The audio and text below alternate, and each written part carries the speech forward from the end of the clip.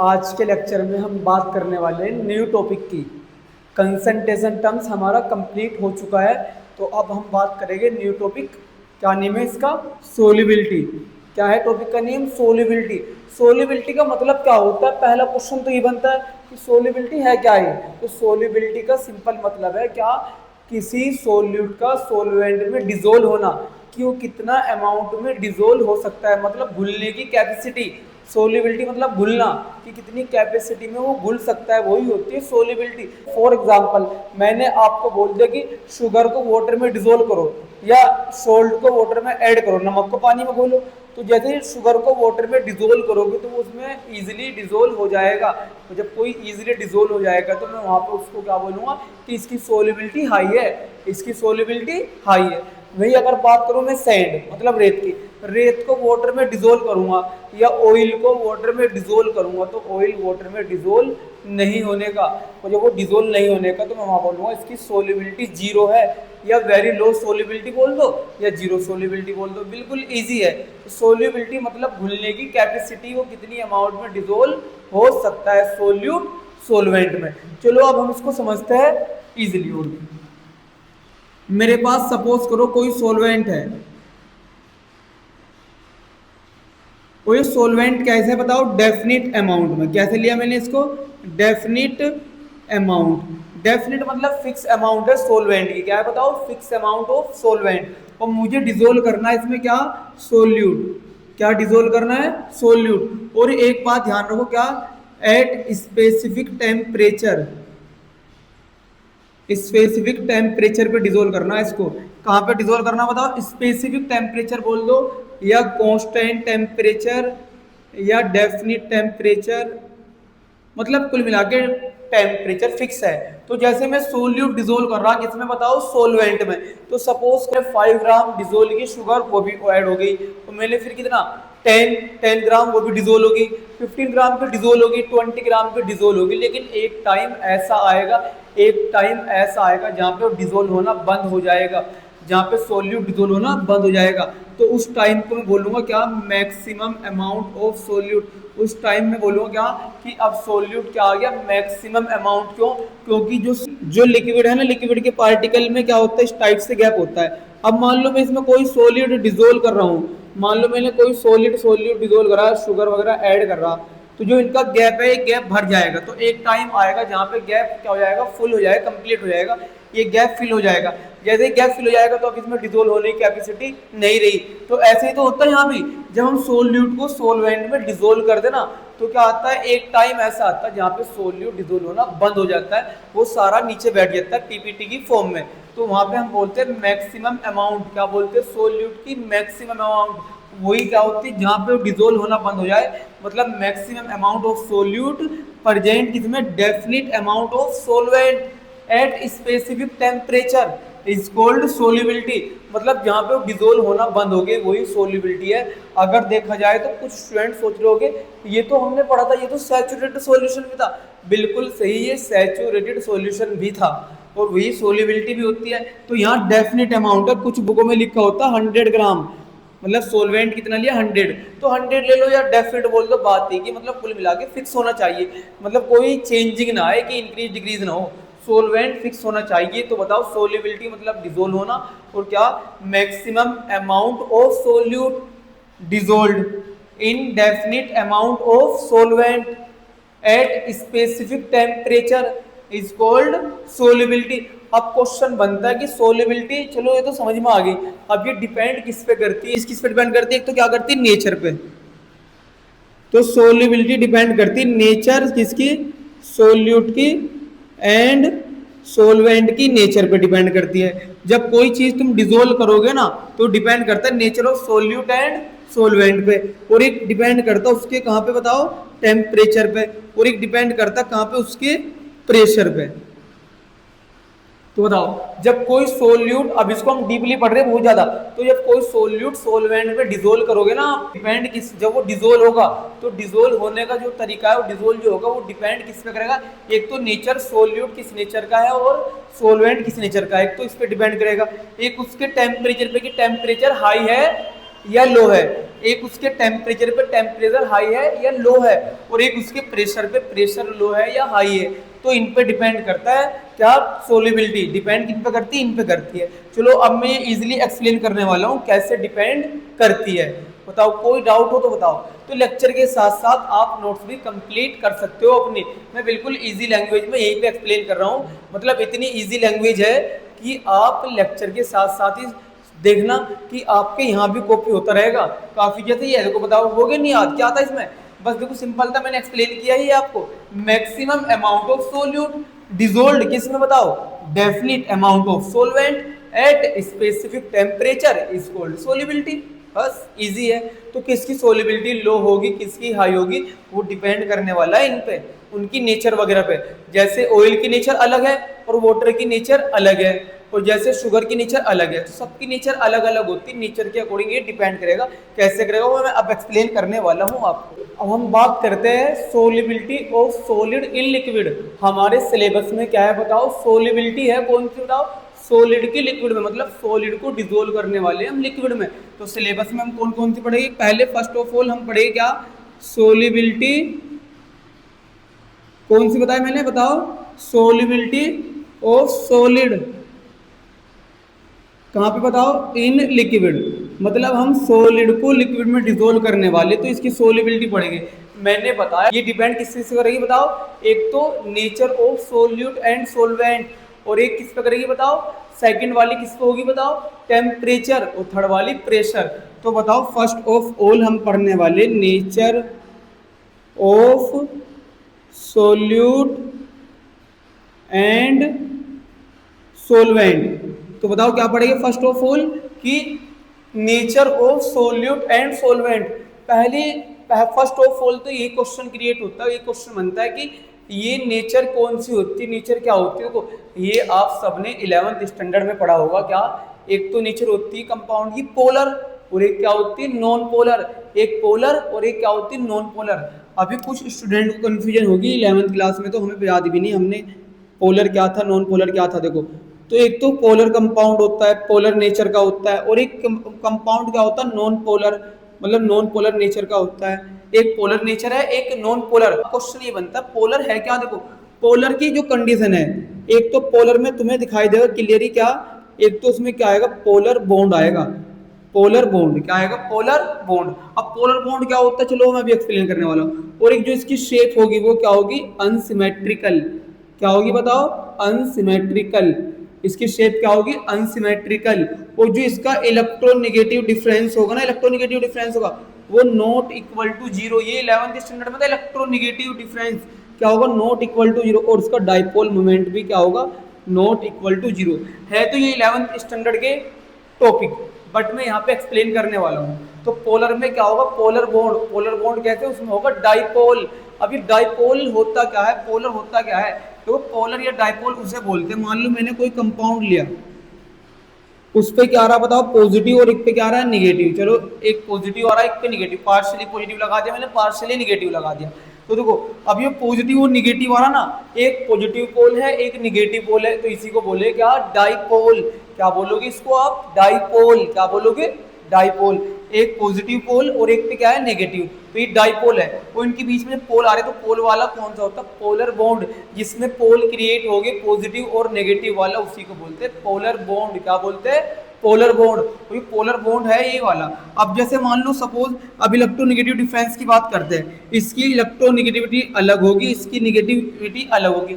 जब इनकी इलेक्ट्रोनेगेटिविटी अलग अलग है तो इनका डिफरेंस नॉट इक्वल जीरो आएगा। अगर सपोज करो दोनों सेम होते एच एच, तो इसकी भी सेम इसकी, तो यहाँ पे क्या आता है इलेक्ट्रोनेगेटिव डिफरेंस क्या आएगा बताओ, जीरो। लेकिन यहाँ पे तो दोनों अलग अलग है, तो not equal to zero, not equal to zero. और जिसकी electronegative difference not equal to zero होता है उसका डाइपोल मोमेंट भी क्या होता है, नॉट इक्वल टू जीरो। क्या होता है, नॉट इक्वल टू जीरो। अब देखो ये तो मैंने बताया था आपको। तो डाइपोल मतलब बताओ क्या होता है, जिसमें दो पोल क्रिएट हो रहे, एक पॉजिटिव वाला और एक निगेटिव। कितने पोल, टू पोल क्रिएट हो रहे होंगे, एक पॉजिटिव वाला एक निगेटिव वाला। जैसे HCl है, तो HCl में एक तो पार्शियली पॉजिटिव आएगा, एक तो पार्शियली निगेटिव। पार्शियली मतलब हल्का सा पॉजिटिव आ गया, पार्शियली मतलब हल्का सा निगेटिव। इसको डेल्टा बोलते हैं, डेल्टा। और अगर मैं लगा दूं तो इसका मतलब है क्या, पार्शियली पॉजिटिव मतलब हल्का सा पॉजिटिव और हल्का सा नेगेटिव। तो ये होती है पोलर की कंडीशन। क्या होती है? पोलर की कंडीशन। अब देखो जो पोलर होते हैं ना, पोलर कौन से वाले कंपाउंड होते हैं? ये होते हैं आयनिक। आयनिक कंपाउंड ऑलवेज पोलर, क्योंकि आयनिक में क्या बनेंगे? आयंस, और आयंस क्या होते हैं? पॉजिटिव और नेगेटिव। कौन से? कैटायन और एनायन। तो आयनिक कंपाउंड में जब पोल क्रिएट होंगे और उनकी शेप क्या होगी? अनसिमेट्रिकल, तो वे हमेशा आयनिक कंपाउंड क्या होते हैं? बताओ, पोलर। क्या होता है ionic compound? Polar. For example NaCl, KCl और NaCl, KCl, CaCl2, ये सब क्या है? Ionic compound. और जितने भी आयनिक कंपाउंड होंगे सब क्या होंगे? बताओ, ये पोलर। क्या होंगे? ये पोलर। बात करते हैं नॉन पोलर की। तो नॉन पोलर में क्या होने वाला उसकी बात करते हैं। तो नॉन पोलर की जो शेप होगी वो तो क्या होगी? सिमेट्रिकल। क्या होगी? बताओ, सिमेट्रिकल। और इसमें कोई पोल नहीं बनेंगे, इसमें पोल क्रिएट नहीं होंगे। और फिर अब बात करते हैं क्या? इलेक्ट्रोनेगेटिव डिफरेंस की। तो इलेक्ट्रोनेगेटिव डिफरेंस क्या होगा इसका? जीरो। क्या होगा? जीरो। और अगर बात करें हम डाइपोल मोमेंट की तो वो भी क्या होगा? जीरो। बस ये बात ध्यान रखें, नॉन मतलब नहीं, पोलर मतलब पोल। इसमें कोई पोल क्रिएट नहीं होने की, इसमें कोई पोल क्रिएट नहीं होने की। अब देखो हम बात करते हैं कौन से कंपाउंड नॉन पोलर हो गए। मोस्टली मतलब ज्यादातर, मोस्टली एक तो कौन से हो गए? कोवैलेंट। कोवैलेंट मतलब जो शेयरिंग से बनते हैं। और एक कौन से हो गए? ऑर्गेनिक। तो जितने भी कोवैलेंट कंपाउंड हो गए और ऑर्गेनिक कंपाउंड हो गए, कोवैलेंट और ऑर्गेनिक कंपाउंड जो हो गए वे कैसे हो गए? बताओ, नॉन पोलर। मोस्टली कोवैलेंट और non covalent and organic compound क्या हो गए? Mostly non polar. क्या हो गए? Mostly non polar. जैसे देखो अगर मैं बात करूं क्या, ये है H2O। अब H2O कोवैलेंट कंपाउंड है, लेकिन समटाइम पोलर भी हो सकते हैं। समटाइम, इसलिए मैंने मोस्टली बोला समटाइम पोलर। जैसे HCl है और H2O है, NH3 है। तो ये देखो क्या है? HCl, H2O, NH3 है। तो ये कौन से? बताओ, कोवैलेंट। इन कोवैलेंट के साथ साथ ये क्या है? बताओ, होने चाहिए तो नॉन पोलर, लेकिन ये पोलर है। तो ये पोलर क्यों? देखो अब देखो बात करते हैं HCl, H2O, NH3, ये क्या है? कोवैलेंट। और कोवैलेंट वाले नॉन पोलर होते हैं, लेकिन मैंने बोला मोस्टली। क्या बोला? मोस्टली। Sometime polar. देखो पोलर क्यों है? अभी देखो इस पे बन रहे क्या? पोल। क्या आ रही है इसमें? पोल। एक पॉजिटिव एक पे नेगेटिव, और जिसमें पोल क्रिएट हो जाए उसे बोलते हैं क्या? पोलर। अब बात करते हैं H2O की। देखो H2O, देखो O और H बॉन्ड पे फोकस करो। तो अगर इस बॉन्ड पे तुम फोकस करोगे ना, तो बताओ कैसा बॉन्ड है? बताओ, इलेक्ट्रोनेगेटिव डिफरेंस अलग अलग है, तो पोलर बॉन्ड है। ये क्या है? पोलर। क्यों? सेम सेम वाला तो नहीं, अलग अलग है, तो क्या है? ये पोलर। और पोलर के साथ साथ इसमें क्या है? बताओ, लोन पेयर जो बॉन्ड बनाएगी। ये बॉन्ड बना रहे तो बॉन्ड पेयर, एक बॉन्ड पेयर ये रहा, एक ये रहा, तो बॉन्ड पेयर तो होगी 2, और लोन पेयर एक ये रहा, एक ये रहा। पेयर मतलब 2, तो लोन पेयर कितने? 2 लोन पेयर है और 2 ही बॉन्ड पेयर है। और जो इसकी शेप है वो क्या है? सिमेट्रिकल नहीं है, तो इसकी शेप क्या होगी? V shape. क्या होगी? वी। जब कोई सिमेट्रिकल नहीं है और साथ में पोलर बॉन्ड भी है, और देखो अनसिमेट्रिकल है, पोलर बॉन्ड है और वी है ना, और साथ में लोन पेयर भी है, तो ये इसमें काउंट हो जाएगा किसमें? पोलर में। किसमें काउंट होगा? पोलर में, क्योंकि पोलर बॉन्ड है। अब जैसे NH3 ये भी सेम है। अब बात करते हैं CO2 की। तो CO2 पे फोकस करना। CO2 की शेप देखो ये होती है। अब कोई बोले कार्बन ऑक्सीजन का बॉन्ड तो अलग अलग है, तो ये तो पोलर बॉन्ड है। हाँ बिल्कुल सही बात है, पोलर बॉन्ड तो है ये। लेकिन अगर मैं शेप की बात करूं, तो शेप कैसी इसकी? बताओ, शेप की बात करूं तो शेप कैसी? बताओ, सिमेट्रिकल। और जब कोई शेप सिमेट्रिकल होती है, भले उसमें पोलर बॉन्ड ही क्यों ना हो, फिर तो वो काउंट किस में होगा? सिमेट्रिकल वाला। ऑलवेज क्या होगा? Non polar. क्या होगा? Always non polar. इधर भी सेम है, और जब सेम होते तो क्या हो जाते? इनके पोल हो जाते कैंसिल। तो पोलर बॉन्ड क्या होगी? कैंसिल। डाइपोल मोमेंट क्या हो जाएगा इनका? 0। इसका डाइपोल मोमेंट क्या हो जाएगा? अपोजिट साइड सेम है, तो डाइपोल मोमेंट क्या हो जाएगा? 0। अब जैसे बात करते हैं CH4 की। अब देखो CH4 ही है, दिखने में लग रहा है कि हाँ पोलर बॉन्ड है, लेकिन अब तुम शेप पे फोकस करो ना। शेप सेम सेम, सारे बॉन्ड सेम है, और जब सारे बॉन्ड सेम है तो क्या होगा? सिमेट्रिकल। और जब कोई सिमेट्रिकल होगा तो उसका डाइपोल मोमेंट क्या हो जाएगा? 0। और जिसका डाइपोल मोमेंट 0 वो क्या होगा? Non polar. क्या होगा? Non polar. जैसे CH3COOH है, एसिटिक है, तो ये ऑर्गेनिक, लेकिन पे पॉजिटिव और नेगेटिव में क्या हो जाता है? क्रिएट। तो ये क्या बनाएगा, पोलर बॉन्ड, और साथ में अनसिमेट्रिकल भी है, तो क्या हो जाएगा बताओ, ये हो जाएगा क्या, भले ही ऑर्गेनिक हो लेकिन अब ये काउंट होगा पोलर में। तो पोलर का मतलब बताओ क्या बताया मैंने, पोलर में पोलर बॉन्ड भी होगा और अनसिमेट्रिकल भी होगी, इलेक्ट्रोनेगेटिव डिफरेंस नॉट इक्वल 0 होगा, और डाइपोल मोमेंट क्या होगा बताओ, नॉट इक्वल 0। इसमें क्या होगा बताओ, इसमें नॉन पोलर कोई पोल क्रिएट नहीं होने का, पोल क्रिएट नहीं होने का, ना पॉजिटिव ना नेगेटिव, और सिमेट्रिकल शेप होगी, इलेक्ट्रोनेगेटिव डिफरेंस 0 होगा, और डाइपोल मोमेंट भी क्या होगा 0। जैसे देखो इसमें भले ही पोलर बॉन्ड हो, एक तो शेप क्या है सिमेट्रिकल, बिल्कुल इलेक्ट्रोनेगेटिव देखो, और क्या डाइपोल मोमेंट, सिमेट्रिकल का डाइपोल मोमेंट क्या हो जाता है बताओ 0, तो इसलिए क्या हो गया ये नॉन पोलर में काउंट होगा। कहाँ होगा बताओ, नॉन पोलर में। बिल्कुल इजी है बताओ। देखो वैसे तो सिंपल कुछ बच्चे ऐसे रट लेते हैं क्या कि H2 O2 N2 और F2, देखो ऐसे ही कुछ स्टूडेंट रट लेते हैं क्या कि सेम सेम वाले क्या होंगे, सेम वाले होंगे नॉन पोलर, और जो डिफरेंट वाले होंगे वे क्या होंगे, डिफरेंट वाले हमारे क्या होंगे, पोलर। बट ऐसे ठीक तो है, लेकिन ऐसे मिस्टेक होने के चांसेस होते हैं। क्यों, क्योंकि बताया मैंने ऐसे मिस्टेक ऐसे हो सकती है, जैसे देखो CO2 है, उसको लगेगा क्या ये तो डिफरेंट है, डिफरेंट वाला क्या होगा पोलर। तो कुछ स्टूडेंट ऐसे रट लेते क्या कि जो सेम वाले हैं, सेम वाले तो काउंट हो गए नॉन पोलर में, और डिफरेंट वाले काउंट हो गए किसमें बताओ, पोलर में।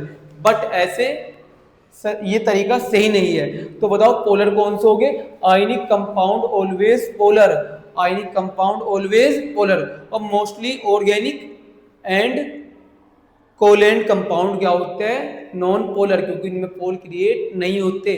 बट मोस्टली बोला मैंने, ध्यान रखियो। जैसे अगर बात करूं Cl2 है, Cl2 बताओ सिमेट्रिकल भी है, इलेक्ट्रोनेगेटिव डिफरेंस बताओ क्या होगा इसका, बताओ 0, डाइपोल भी क्या होगा 0। तो बताओ इसमें कोई पोल क्रिएट होगी, ना तो इलेक्ट्रॉन ये लेने का ना लेने का, बीच में ही रहेगा इनके जो इलेक्ट्रॉन का पेयर है, क्योंकि दोनों की इलेक्ट्रोनेगेटिविटी सेम है, तो इनका पेयर बीच में ही रहेगा। तो इसमें डाइपोल मोमेंट क्या हो जाएगा बताओ 0, डाइपोल मोमेंट क्या हो जाएगा इसका 0।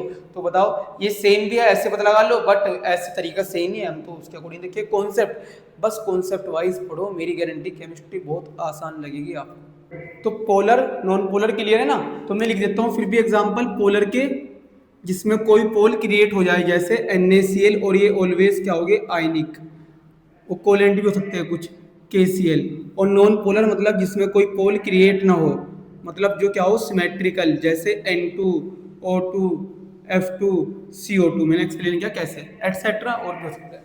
आप देखो यहाँ पे अब हम बात कर रहे थे nature of solute and solvent, इतना तो क्लियर हो गया होगा क्या कि नेचर 2 टाइप की होती है, एक तो पोलर और एक क्या है नॉन पोलर।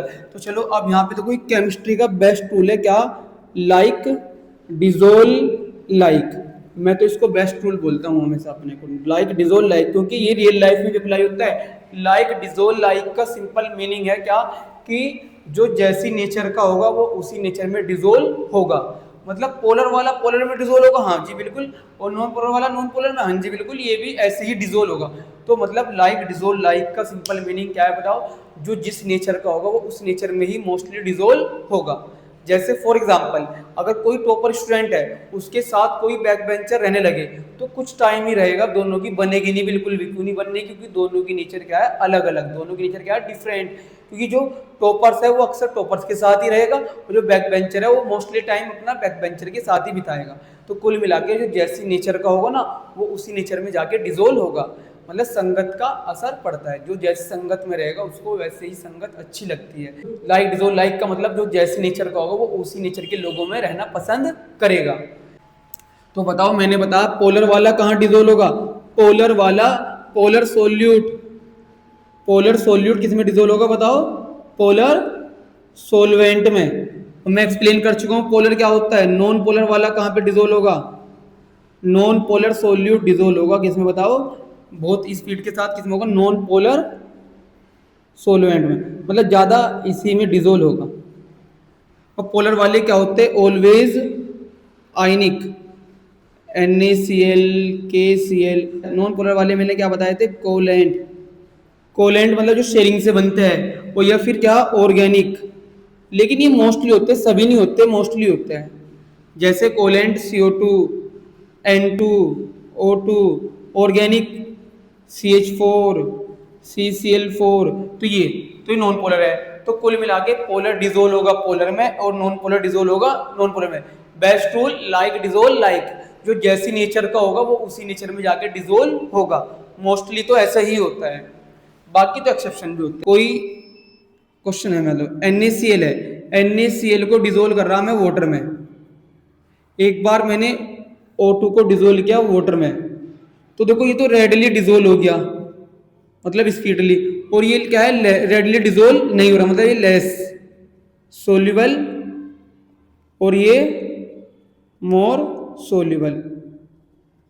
मतलब नमक पानी में ज्यादा घुल रहा है, NaCl वाटर में ज्यादा डिजोल्व हो रहा है, जबकि O2 वाटर में कम डिजोल्व हो रहा है। क्यों? तो रीजन NaCl की नेचर क्या है बताओ, पोलर। और वाटर भी ऑलरेडी मैं एक्सप्लेन कर चुका हूं क्या होता है बताओ, पोलर, क्योंकि अनसिमेट्रिकल शेप होती है। और ये क्या है बताओ, पोलर। और ये क्या है बताओ, नॉन पोलर, क्योंकि इसकी शेप क्या है, सिमेट्रिकल, और ये कोलेंट भी। तो पोलर पोलर में डिजोल्व होगा इसलिए रेडियली डिजोल्व हो रहा है, पोलर पोलर में डिजोल्व होगा इसलिए रेडियली डिजोल्व हो रहा है। जबकि बात करें ऑक्सीजन की, क्या है, नॉन पोलर, और वाटर क्या है, पोलर। तो इनकी डिजोल्व होने की कैपेसिटी बिल्कुल ना के बराबर है, बहुत कम डिजोल्व होगी, बहुत कम, क्योंकि दोनों की नेचर क्या है, डिफरेंट। और यही तो होता है लाइक डिजोल्व लाइक, मतलब पोलर वाला पोलर में डिजोल्व होगा, नॉन पोलर वाला नॉन पोलर में। और पोलर की कंडीशन क्या थी बताओ, पोलर की कंडीशन जिसमें डाइपोल बन जाए, पोलर बॉन्ड होगा, सिमेट्रिकल शेप होगी या अनसिमेट्रिकल, तो अनसिमेट्रिकल शेप होगी, इलेक्ट्रोनेगेटिव डिफरेंस क्या होगा, जीरो। और अगर बात करें डाइपोल मोमेंट की, वो भी क्या होगा, जीरो। अगर बात करें हम किसकी, नॉन पोलर की, तो नॉन पोलर में क्या होगा, इसमें कोई पोल क्रिएट नहीं होने की, और साथ में क्या होगा, इसकी शेप क्या होगी, सिमेट्रिकल, और जिसकी शेप सिमेट्रिकल है तो उसमें डाइपोल मोमेंट क्या होगा, जीरो, और साथ में उसकी इलेक्ट्रोनेगेटिव डिफरेंस भी क्या होगा, जीरो। तो बताओ कोई डाउट? तो अब हम बात करेंगे इफेक्ट ऑफ टेम्परेचर, कि टेम्परेचर का क्या इफेक्ट पड़ता है किसमें, जब हम सॉलिड को लिक्विड में डिसोल्व करते हैं। तो मान लो मैंने क्वेश्चन किया आपसे कि बताओ सॉलिड को लिक्विड में डिसोल्व करना, तो उस पर टेम्परेचर का क्या इफेक्ट पड़ेगा। अब कुछ स्टूडेंट सोचेंगे शुगर वाटर में डिसोल्व होती है, तो कुछ स्टूडेंट सोच के बताए क्या, जैसे शुगर को वाटर में डिसोल्व करते हैं, वाला एग्जांपल सभी ने देख रखा कि जब शुगर को वाटर में डिसोल्व करते हैं, उसका टेम्परेचर इंक्रीज करते हैं, टेम्परेचर इंक्रीज करते हैं, सोल्युबिलिटी क्या होती है, इंक्रीज। तो कुछ स्टूडेंट ये बोले क्या कि टेम्परेचर इंक्रीज करने पे सॉलिड की लिक्विड में सोल्युबिलिटी इंक्रीज होगी, क्योंकि उन्होंने केवल एक एग्जांपल दे रखा, शुगर वाला, ये वाले एग्जांपल दे रखे इंक्रीज वाले। तो मैं आपको बताऊं यहाँ पे इफेक्ट ऑफ टेम्परेचर का क्या रोल होगा। Solubility of solid in liquid, temperature के इंक्रीज करने पे सोल्युबिलिटी इंक्रीज भी हो सकती है और डिक्रीज भी, मतलब दोनों। हाँ बिल्कुल, देखो क्या बताया मैंने, टेम्परेचर इंक्रीज करने पे सॉलिड की जो लिक्विड में सोल्युबिलिटी वो इंक्रीज भी हो सकती है और डिक्रीज भी। अब क्वेश्चन बनता है ये कैसे होगा पॉसिबल, कैसे कि इंक्रीज और डिक्रीज। इससे पहले 11th और 10th स्टैंडर्ड में आपने पढ़ा होगा एक्सोथर्मिक रिएक्शन और एंडोथर्मिक रिएक्शन, ये क्या होती है। चलो मैं ये बता रहा हूँ, कभी आपको याद ना हो तो एक बार मैं इन्हें भी एक्सप्लेन कर देता हूँ। एक्सोथर्मिक रिएक्शन और एक थी एंडोथर्मिक, तो इसी पे डिपेंड करेगी सोल्युबिलिटी, सॉलिड की लिक्विड में इंक्रीज और डिक्रीज दोनों हो सकती है। तो एक्सोथर्मिक क्या होती है और एंडोथर्मिक क्या होती है। देखो एक्सो का मतलब होता है आउट, एक्सो का मतलब क्या होता है, आउट बोल दो, या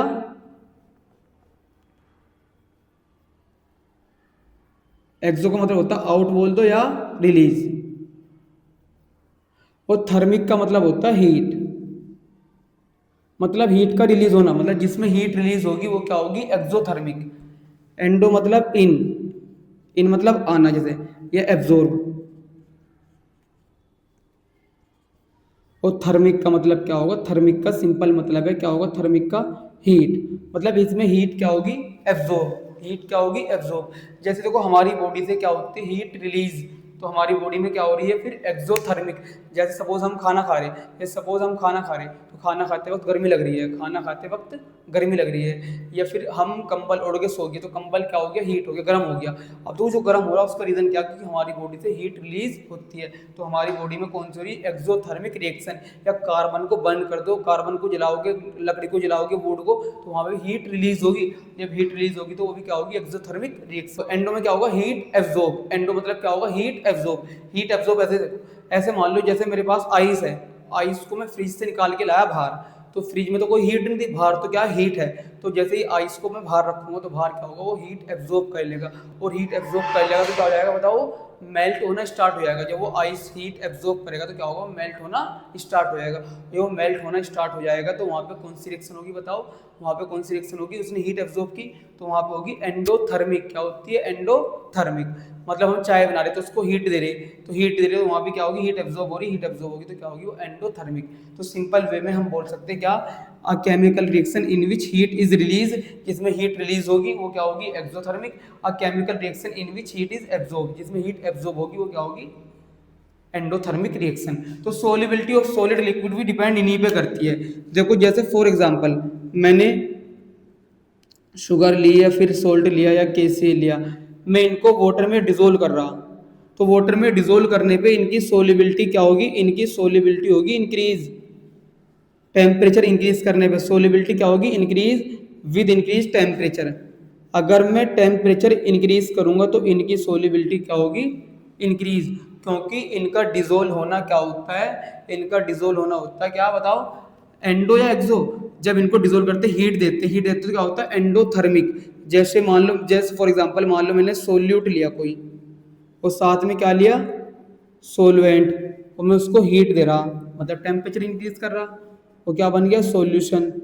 क्या बन गया, सॉल्यूशन। तो बताओ ये कौन सी रिएक्शन है, हीट एब्जॉर्ब हो रही, तो क्या है ये, एंडोथर्मिक। इस टाइप की रिएक्शन जो एंडोथर्मिक होगी उनमें टेम्परेचर इंक्रीज करने पे सोलिबिलिटी क्या होती है, इंक्रीज। क्या, देखो sugar NaCl KCl dissolve in water, तो solubility increase with increase in temperature, because dissolution क्या होगा, जो उसका डिजोल्यूशन होगा वो क्या होगा, एंडो या एक्सो। हीट एब्जॉर्ब है तो क्या होगा, वो एंडोथर्मिक। क्या होगा बताओ, वो एंडोथर्मिक।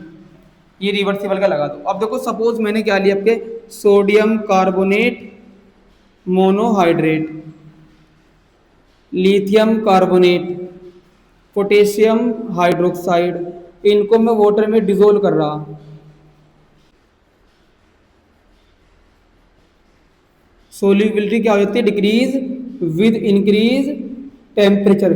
मतलब इनकी अगर मैं वाटर में डिजोल्व करूं तो इनकी सोल्यूबिलिटी हो रही है डिक्रीज, कब, टेम्परेचर इंक्रीज करने में, क्योंकि जो इनका डिजोल्यूशन है वो है एक्सोथर्मिक। मतलब जब इनको तुम वाटर में डिजोल्व करोगे ना तो वहां पे हीट क्या होगी, रिलीज। एक्सो मतलब आउट होगी, और जब आउट होगी तो वहां पे क्या होगा बताओ, वहां पे क्या होगा, वहां पे होगा क्या बताओ, एक्सोथर्मिक। और ये क्या आती बताओ, एंडोथर्मिक। तो एंडोथर्मिक थी, और यहाँ पे क्या हो रहा, सोल्यूट लिया मैंने, और ये क्या लिया, सोलवेंट, तो क्या बना, सॉल्यूशन, प्लस साथ में क्या हो रही बताओ, हीट रिलीज। और जब हीट रिलीज होगी तो क्या होगा बताओ, एक्सोथर्मिक। क्या होगा बताओ, एक्सोथर्मिक। तो बताओ एंडोथर्मिक में तो क्या हो रही, सोल्युबिलिटी इंक्रीज, और एक्सो में क्या हो रही, सोल्युबिलिटी डिक्रीज। अभी कुछ स्टूडेंट बोलेंगे कि ये समझ नहीं आया कि इंक्रीज डिक्रीज क्या। देखो एक 11th स्टैंडर्ड में इक्विलिब्रियम चैप्टर में था टॉपिक, ली चैटेलियर प्रिंसिपल। ली चैटेलियर प्रिंसिपल में ये बताया गया था अगर कोई रिएक्शन है वो फॉरवर्ड है या बैकवर्ड है तो चेक करना हमें, तो रिएक्शन उस डायरेक्शन में शिफ्ट होगी जहाँ पे कमी आ रही होगी। मान लो मुझे इसका टेम्परेचर इंक्रीज करना, क्या करना, टेम्परेचर इंक्रीज करना, तो बताओ टेम्परेचर इंक्रीज करना तो टेम्परेचर ज्यादा इधर है या फॉरवर्ड में, बैकवर्ड में, तो बताओ कहाँ पे, बैकवर्ड में। इधर टेम्परेचर क्या है, ज्यादा है, उधर टेम्परेचर कम है। तो जैसे ही मैं इस पे ली चैटेलियर प्रिंसिपल के अकॉर्डिंग देखूंगा तो रिएक्शन कहाँ पे शिफ्ट होगी, जहाँ पे टेम्परेचर क्या होगा, कम। तो कम कहाँ पे है, फॉरवर्ड में, तो रिएक्शन कहाँ चलेगी, फॉरवर्ड में। मतलब कुल मिला के ली चैटेलियर प्रिंसिपल में बोला गया था कि इक्वेशन अपने आप को क्या, ट्राई टू बैलेंस करने की कोशिश करेगी। अगर कोई रिएक्शन इक्विलिब्रियम में तो ली चैटेलियर के अकॉर्डिंग तुम उसमें चेंज करना चाह रहे हो तो रिएक्शन वहां पे शिफ्ट होगी जहाँ पे कमी होगी। जैसे टेम्परेचर है, मुझे इसका टेम्परेचर चेंज करना, तो यहाँ पे टेम्परेचर ज्यादा है, उधर टेम्परेचर कम है, तो रिएक्शन कहाँ पे चलेगी बताओ, फॉरवर्ड। ये फॉरवर्ड चलेगी क्योंकि टेम्परेचर कम है, क्योंकि उधर टेम्परेचर क्या है, कम। तो रिएक्शन जब फॉरवर्ड चलेगी तो ज्यादा से ज्यादा क्या बनेगा, सॉल्यूशन, और जब ज्यादा सॉल्यूशन बनेगा तो सोल्युबिलिटी क्या होगी, इंक्रीज। अब मुझे इस रिएक्शन में टेम्परेचर इंक्रीज करना, तो रिएक्शन वहां पे शिफ्ट होती है जहां पे टेम्परेचर कम होता है। ये बात ली चैटेलियर प्रिंसिपल में बताई गई थी। तो बताओ इस बार टेम्परेचर कम कहाँ पे है, इधर, उधर तो ज्यादा, इधर कम है, तो रिएक्शन कहाँ चलेगी बताओ, फॉरवर्ड या बैकवर्ड, तो इस बार रिएक्शन चलेगी कहाँ पे, बैकवर्ड, क्योंकि इधर टेम्परेचर कम है, बैलेंस होने के लिए बैकवर्ड चलना पड़ेगा। और जब रिएक्शन बैकवर्ड चलेगी तो सॉल्यूशन का क्या बनना, सॉल्यूट और सॉल्वेंट अलग अलग हो रहे, अलग अलग होना मतलब सोल्युबिलिटी का डिक्रीज होना, अलग अलग होना मतलब सोल्युबिलिटी का डिक्रीज होना। तो ये हम ली चैटेलर के अकॉर्डिंग एक्सप्लेन कर सकते हैं। और देखो एक ही टॉपिक होता है, जैसे स्टूडेंट मुझे बोलते रहते हैं क्या, सोल्यूट, सोल्वेंट और ये सॉल्यूशन, और इसके ऊपर लिखा होता है डिजोल्यूशन। तो कुछ स्टूडेंट बोलते हैं डिजोल्यूशन और सॉल्यूशन का मीनिंग क्या है, तो नीचे लिखा होता है क्रिस्टलाइजेशन। तो इनका मीनिंग क्या होता है, देखो सोल्यूट को सोलवेंट में डिजोल्व कर रहे हैं, तो जो डिजोल्व होने का प्रोसेस है, जब तक वो डिजोल्व हो रहा है तब उसको बोला जाएगा सॉल्यूशन या डिजोल्यूशन, तब उसको बोला जाएगा डिजोल्यूशन। क्या बोला जाएगा, डिजोल्यूशन। जब तक वो डिजोल्व हो रहा मतलब प्रोसेस तो है डिजोल्यूशन, और जब वो कंप्लीट डिजोल्व हो गया तब वो क्या होगा बताओ, सॉल्यूशन। कब तक वो क्या होगा बताओ, सॉल्यूशन। और जब वो सॉल्यूशन को हम अलग कर रहे हैं, सोल्यूट और सॉल्वेंट में अलग अलग कर रहे हैं, सॉल्यूशन को अलग कर रहे हैं, नमक और नमक का पानी है मतलब सोल्ट वाटर में डिजोल्व है, तो वाटर को हम मतलब क्या गर्म करके हीट करके इवेपोरेट करके अगर सॉल्यूशन में सोल्यूट सॉल्वेंट को अलग कर रहे हैं तब उसे बोलते हैं क्रिस्टलाइजेशन। क्या बोलते हैं, क्रिस्टलाइजेशन। तो लो मैं एक बार बता रहा हूँ तुम्हें, ये एक बार बता देता हूँ मैं तुम्हें क्या, ली चैटेलर प्रिंसिपल। ली चैटेलर हमेशा वहाँ पे होते को ली चैटेलर प्रिंसिपल में बताया गया था, अगर कोई रिएक्शन इक्विलिब्रियम में उसमें आप चेंज कर रहे हो तो रिएक्शन में वहाँ पे शिफ्ट होने की कोशिश करते हैं जहाँ पे कमी हो रही हो। तो मुझे इस रिएक्शन में चेक करना है फॉरवर्ड चलेगी या बैकवर्ड में, मुझे इसका टेम्परेचर इंक्रीज करना। जैसे ही मैं इसका टेम्परेचर इंक्रीज करूंगा तो यहाँ तो ऑलरेडी इंक्रीज है, तो रिएक्शन इधर चलेगी इधर चलेगी, फॉरवर्ड या बैकवर्ड, तो रिएक्शन चलेगी कहाँ पे बताओ, फॉरवर्ड, क्योंकि यहाँ पे टेम्परेचर बताओ क्या है, कम। टेम्परेचर यहाँ पे कम है और यहाँ तो ऑलरेडी हीट है, तो यहाँ पे क्या है, ज्यादा। और अगर मैं इसको अपोजिट कर दूं तो अब टेम्परेचर यहाँ पे क्या है, इंक्रीज, और यहाँ पे क्या है बताओ, टेम्परेचर डिक्रीज। तो अगर मैं इसमें चेंज करूँ ना टेम्परेचर में, तो यहाँ इंक्रीज है तो रिएक्शन डिक्रीज की ओर चलेगी, कहाँ पे चलेगी, जहाँ पे डिक्रीज। तो डिक्रीज कहाँ हो रहा है बताओ इस बार, बैकवर्ड, तो रिएक्शन चलेगी बैकवर्ड की ओर। कुल मिला के ली चैटेलर प्रिंसिपल में ये बताया गया था, रिएक्शन वहाँ पे शिफ्ट होने की कोशिश करती है जहाँ पे उसमें कमी आ रही हो, जहाँ पे वो डिक्रीज हो रहा हो, चाहे प्रेशर हो, चाहे कंसंट्रेशन हो, चाहे टेम्परेचर हो। तो बताओ, तो इफेक्ट ऑफ टेम्परेचर में सोल्युबिलिटी क्या बताई मैंने, सोल्युबिलिटी टेम्परेचर इंक्रीज करने पे इंक्रीज भी हो सकती है और डिक्रीज भी हो सकती है, वो डिपेंड करेगी एक्सोथर्मिक पे और एंडोथर्मिक पे। तो एंडोथर्मिक में तो सोल्युबिलिटी क्या होगी, इंक्रीज, और एक्सो में क्या होगी, डिक्रीज। जैसे मैं इनको वाटर में डिजोल्व करता हूँ तो क्या होती है, इन्हें डिजोल्व करने से हीट रिलीज होती है, क्या होती है, वाटर मतलब ऑटोमेटिक क्या हो जाएगा, गर्म हो जाएगा। वो जब हीट रिलीज हो रही है तो हीट रिलीज हो रही है तो क्या होगी, वो एक्सो, और एक्सो में क्या होगी, सोल्युबिलिटी डिक्रीज।